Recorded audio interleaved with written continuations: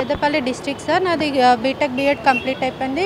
రీసెంట్గా గురుకుల board apply చేసుకోమని వాళ్ళ యాక్చువల్గా అప్లికేషన్ ఉంటే మాకు ఎలిజిబుల్ ఉంటుందనే విషయం తెలిసే నేను అప్లై చేసి ఎగ్జామ్ రాసి దాంట్లో మెరిట్ కూడా సాధించాం సార్. ఈరోజు 1:1 లిస్ట్లో దాదాపుగా 100 మెంబర్స్ ఓన్లీ బీటెక్ బీఎడ్ వాళ్ళని విత్ హెల్లో పెట్టడం చూసి నిజంగా షాక్ అయ్యాం సార్. అది ఎందుకు పెడుతున్నారు?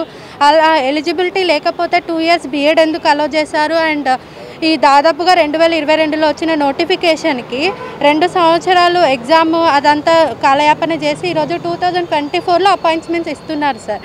అది కూడా 675 మెంబర్స్ సెలెక్టెడ్ లిస్ట్లో ఉంటే మ్యాథమెటిక్స్లో దాంట్లో దాదాపుగా 100 మెంబర్స్ని విత్ హెల్లో పెట్టి వాళ్ళకి అపాయింట్మెంట్స్ ఇవ్వకుండా ఆపుతున్నారు సార్. దీని ఉద్దేశం ఏందో మాకు అర్థం కావటం లేదు సార్.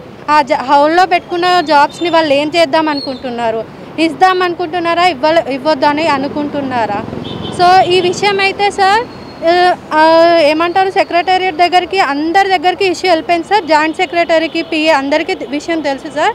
అందరు ఆఫీషియల్స్ అనేది ఒకటే, ఈవెన్ ట్రిప్ కన్వీనర్ సార్ కూడా అనేది ఒకటే. మాకు గవర్నమెంట్ నుంచి ఆర్డర్స్ వస్తే మేము ఇష్యూస్ రిజాల్వ్ చేస్తామంటారు.